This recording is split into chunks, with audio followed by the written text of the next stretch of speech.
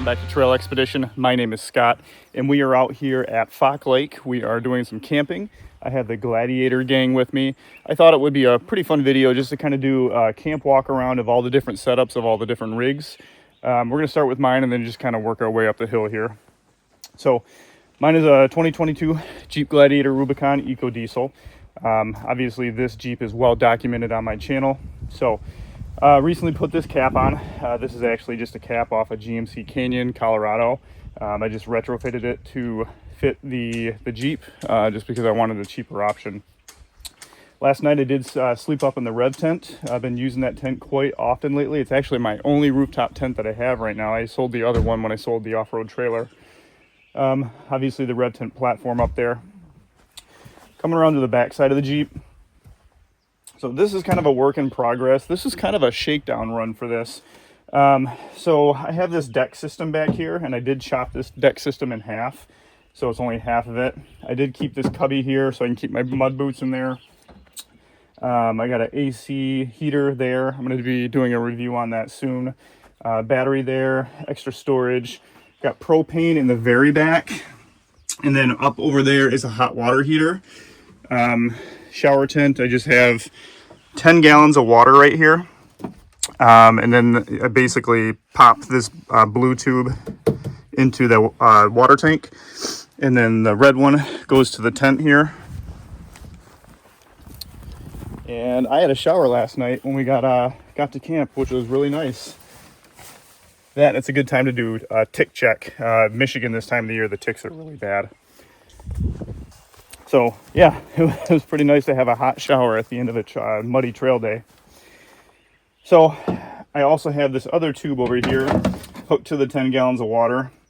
So I just have like on-demand quick water if I just want to do dishes real quick or like fill up a water bottle or whatnot.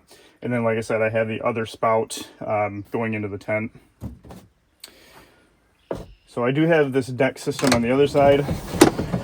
So I keep fluids in here, spare fluids for the Jeep, recovery gear in here, recovery rope. There's a machete in there, zip ties. You can never have enough zip ties. First aid, bug spray, my Novesight camp light, baby wipes, bear spray. There's MREs in here in case I really need to eat. Just basic stuff a lot of people should just leave in their vehicle. So on top of the deck, I do have this OVS fridge slide. And what's nice about this one is it tips down. That way I can get into my Iceco APL 35 fridge. This fridge has been awesome. So if you guys are looking for a good camp fridge, I do highly recommend the Iceco APL 35. It's perfect for my setup.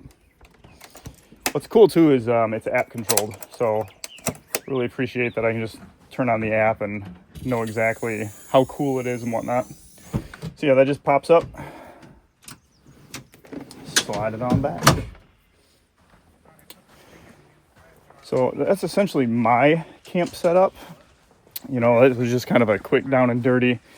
And these Jeeps are dirty. We went through a lot of mud yesterday. A lot of pinstriping on a lot of these trails up in here, up in northern Michigan. So yeah, that's my Jeep. Let's work our way over to Shannon here. Morning, Shannon. Morning. Yeah, I don't have the luxury of the camp shower. Hey, you have a camp shower. I didn't say you didn't bring it. I didn't bring it. So he has pretty much the exact same camp shower that I have. I just have mine pretty much hardwired into my Jeep at the moment. But you have the same one. So this is Shannon from Warthog Overland. He's been in several of my videos. He does his own YouTube channel. So if you guys want to check out his channel, feel free to check that out. He's also an Onyx ambassador or trail leader or trail guide. Trail guide, that's what it is. So he recently got his Jeep wrapped by Onyx and it looks really awesome. So Shannon... It did until... until all the pinstriping. Dude, that trail yesterday was one of the worst pinstriping trails. I thought I was going to have dents coming out of that. That was worse than Canada. It was definitely worse than Canada. I really thought it was going to take... Well, it almost took out one of my mirrors. Oh, yeah. But I'm glad I still have fenders in the front because It was tight.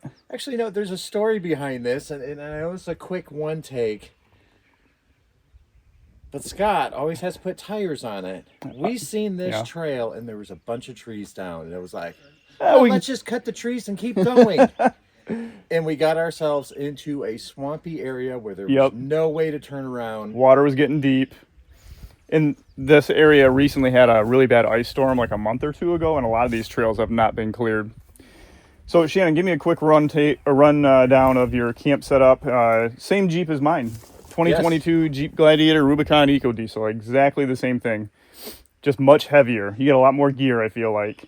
Yeah, mine's pretty heavy. Roof Nest Overland 2 tent, trail racks, bed rack, which discontinued rack, but I love it because it has gold wing doors, and I don't like the climb. That is nice. I wish my cap had gold wing doors. I just set up power in the back of this. That's what I was doing all winter long, and You got all this set up here. it worked out great. See, I'm still at 92. Well, it fluctuates, but 90%. Had my lights, heater, everything all night long. So you were saying the biggest downside with the rack, which you love your rack, but I love it. Dust, mud, rain, pretty much anything that's in the back is going to be, I mean, you guys can see, I mean, everything is just covered in dust. This was actually in a show last weekend. So it was all clean. But I mean, you're using it for what it's needed. It's made to do this. So this is what you want it to do. So, and I love it. Absolutely. It's a sweet truck. Used the diesel heater last night, and actually that one's not too loud at all. I really didn't hear it much. Oh, good. So I didn't hear it ticking at all. A lot of these tick really loud. Which brand diesel heater is this? It's the H-Calorie. H-Calorie? It's the newest version, so it works off Bluetooth, which was great. Oh, nice. Up in the tent and just use turned your it phone. down. Yep. And it got down to about 38 last night, so it was pretty chilly. I didn't even know. Shut up. All right, so that's Shannon's rig. Like I said, 2022 Jeep Gladiator Rubicon Eco Diesel. We did a fairly in-depth walk around of this rig when we were up in Canada last fall. So if you guys want to look back and watch that video, you can watch that one as well. All right, let's move up here.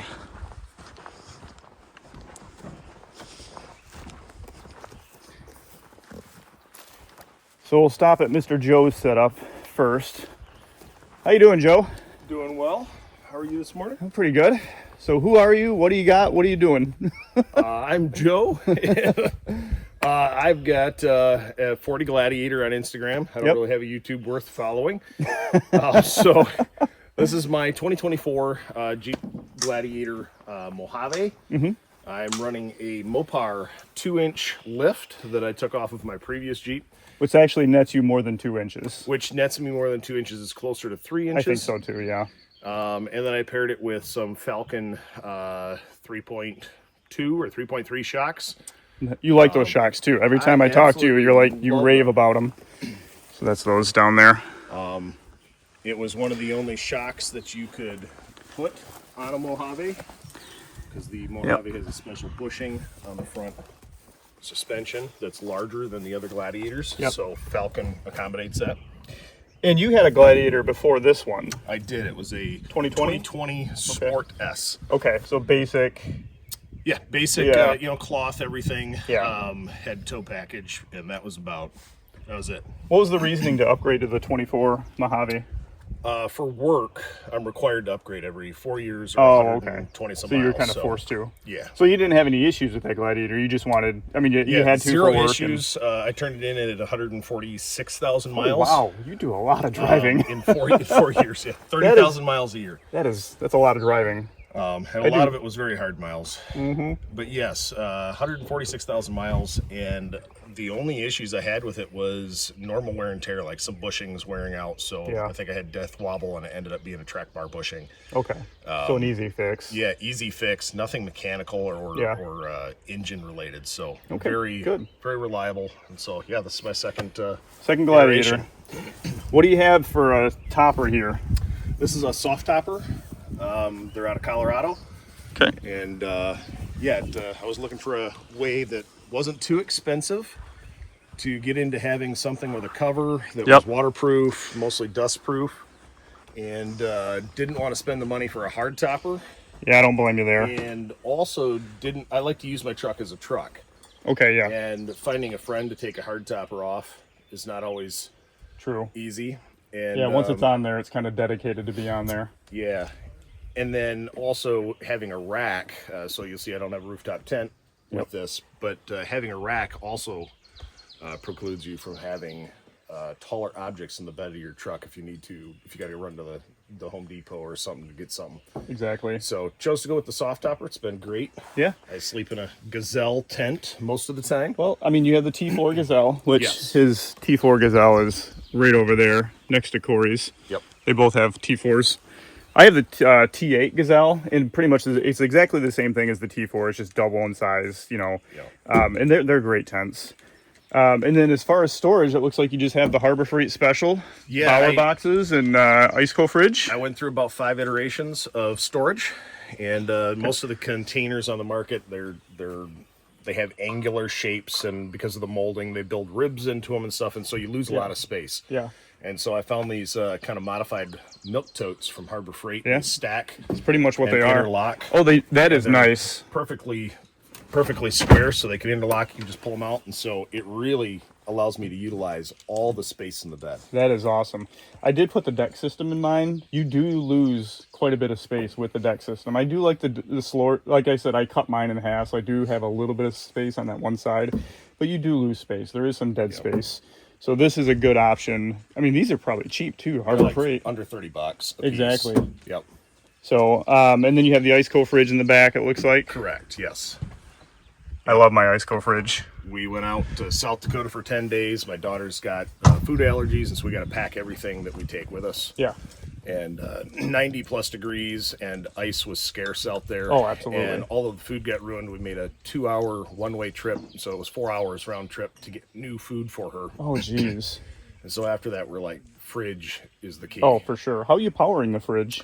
I'm powering it off the battery of the truck right now. Oh, so okay. I ran use the ARB plug Oh, okay. kit. So they provide you with, I think it's 10 gauge cable, 25 feet of cable or something, and then that adapter. And then it just screws into it. How is it running with the truck not running? Because I think this only is on when the truck is on. So this is something I installed. Oh, so you okay. probably So have an inverter. Yeah, so I had the one that came factory with the vehicle. So you installed this yourself. I installed this. This is an ARB kit. It's just that receptacle. Okay. And then there's a 10 gauge cable that runs all the way up and connects directly to the battery. Okay. So it's literally running right off the battery. And then I just set the battery tender so that it doesn't get too low. But, you know, in overlanding, most of the time you're driving during the day. Yeah, so it's keeping it topped off so anyway. It's keeping Alternators, it topped off. keeping everything and going. you'd have no issue. And then, like last night, it was pretty cold. Yeah. So I'm sure it's not Oh, it probably didn't even really run last night. That's a good idea. That's the only thing I don't like about mine is it is only on when the truck is running. So, I mean, I run basically mine to a Jackery, and then I plug everything into the Jackery. Yes. So when the truck is running, it charges the Jackery, and the theory is the Jackery will just run everything else, you know, overnight or whatever. So we used to have a little small, I think it was a 300 Jackery, and I kept it in the truck, and it gave us extra USB ports while we were driving. Yep. And it would just be charging, and then we'd pull it out at night, and I could plug the fridge in, and overnight that little 300 would run this fridge just fine. Fridges really don't take a lot of power, which is nice. Don't. Yeah. Especially if you load them up. Exactly. Oh, for sure. Once they're full. Yeah. Well, very cool truck, man. And the one thing that you have in this that I wish I had, he's got that big 11-inch screen, I think. Yeah, I think it's close to 11-inch screen. I could pop the door open. That's what's nicer about these newer ones. And honestly, don't get me wrong, I like the 8.4 in mine, but you know, the newer models have just that big screen.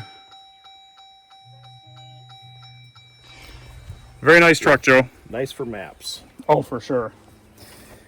All right. Korey, let's go take a look at your rig here. So I think Korey's actually going to be cooking breakfast for us this morning. So we're going to try to keep his sections short. That way he can get on the breakfast duty here. And then take care of everything. Exactly. All right, so what's your Jeep? I have a 21 Jeep Gladiator Overland. Okay. It is the Eco Diesel as well. So we have, what, 3 of them out here? 3 diesels out here. Joe's the only one that's a gasser. The other 3 are diesels. And you have a YouTube channel as well. Yep. So Trail to the Void. Yep. I'm not a big channel. I know it.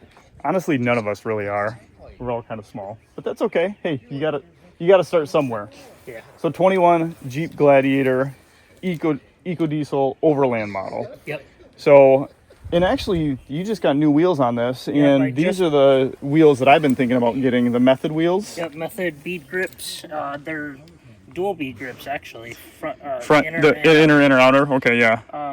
I switched to them because of bead locks, and bead locks are not a friend of mine anymore. I have a set of bead locks if anyone's looking. Anyway. What's nice about these is I've seen a lot of people, like Nate from the Dirt Lifestyle, he runs these and he airs them down to like single digits, 3 PSI, 2 PSI. I've seen them at 0. Yeah, I've seen them at 0, and it's like they don't pop off. So no, I think I'm going to go with a set of these, I think. When I was getting the tires installed, I was told by the installer that they absolutely hate them. Really? Because they're hard as crap to get on and to get off. Oh, I could imagine. But that's not my problem. That's why I paid them. I mean, that's why you want them though for off-roading. I'm just rocking the stock wheels, and anything less than like maybe 10 to 12 PSI, I feel uncomfortable because that's when you start debeating. Well, see, my big thing is I don't want to run spacers. Yeah, so true. I made sure that I didn't have to run spacers. Yeah. And I don't run spacers on mine, but on full articulation and full turn, like I will get a little bit of rubbing on my lower control arm. So not a big deal, but whatever. Yeah, I kind of avoided that like the plague. Right. I was too afraid it was going to tear up tires and everything. So let's walk around your truck here. So what's your camp setup? You have a topper too. I do. I have a Wild Top. They're a company out of Australia. Okay. I actually met all the guys at SEMA last year. Okay. And it's a soft topper, but it also is a hard inside. Okay, so it's got like a hard exoskeleton. Yep. And the exoskeleton with the bars on top can support 220 pounds when the vehicle's moving. Okay. Or 770 when it's stationary. Okay. So static and dynamic weights are in there. Okay. Yep. So it can definitely do more. If you want, you could throw a roof, and you got crossbars on the top too. Yep. So there's a crossbar there and a crossbar there. I actually am working on modifying those crossbars because I want some T-track slots in them. So I have bars at home to swap into it. Mm-hmm. I just have to get the right way to connect them up. Very cool. And then, I mean, you got a lot of tools back here, I see. Yeah, there's a tote up front. Okay. That's a Husky tote from Home Depot. Okay. It's waterproof. That's really the reason why I went with it. Yep. I have a couple smaller ones that I might switch to because I really don't need that giant tote. Yeah. I don't normally carry the Blackstone. This is the first time taking that, and I'm probably going to downsize it to a different one. Yeah. This is my tent. Or not tent. Wow. Right. I saw tent. This is my table. Oh, okay. So it's a collapsible table, aluminum. Yeah. It goes like 3 different sizes, but I didn't bother to set it up last night because it was... Yeah, well, we have 4 rigs here, so it's like not everyone needs to set up a table. Yep. So what are you using? You got a Gazelle tent. Yep. And a diesel heater. The diesel heater's a sore subject today, okay? So I do have a Gazelle tent. I bought mine about a week after Joe bought his. These are nice tents. It is nice. Set up quick, tear down quick. For the most part, yeah, except for when you're small and then it's half your size. So the only thing I don't really like about them is the door's a little funny on them. Like the door's kind of small. I have a hard time getting in. Yeah. Because I can't lift my you can really only do like 1 foot in at a time. Yep. It's just kind of a weird door. Other than that, they've been great tents. Yeah. My daughter loved it when we went last year. Yeah. But it's definitely great more, in my opinion, for base camping. Oh, for sure. Rather than doing what I like to do, which is not stay at the same camp every night. So that's kind of wearing on me. So it might be a case where I'm going to have to start looking into a rooftop tent. And the big thing is with ground tents, the other thing is like if it's like muddy where you're at or anything like that, it's like you really need, I mean, with a rooftop tent, it doesn't matter if it's muddy or not. You can just park anywhere as long as you're level. and pop everything up and you're good to go. You know, what's good about the ground tent though is like you can actually set it up. You can get up and stand in there and get changed and all that. Whereas in my rooftop tent, I actually got to get out. I mean, they actually could get changed in there. It's just a little awkward. So everything's awkward anyway. So oh, I know. In a rooftop tent, that way. Just embrace it. Yeah. All right, guys, this video is getting a little long. I wanted to do just a quick one-take walk around of all the rigs here and kind of everyone's different setups. There's no right or wrong way to any of these setups. Like I said, it all works. So rooftop tent, ground tent, really doesn't matter. All right, thanks, guys. Appreciate you walking me around your rigs. Problem. So who are you? Why do you have a cam? Why are you filming me? Stranger danger. Shannon said before I started filming this, I had to sign like a non-disclosure agreement because he's a big-time YouTuber. All right, that's going to be it for this video, guys. I will catch you guys in the next one.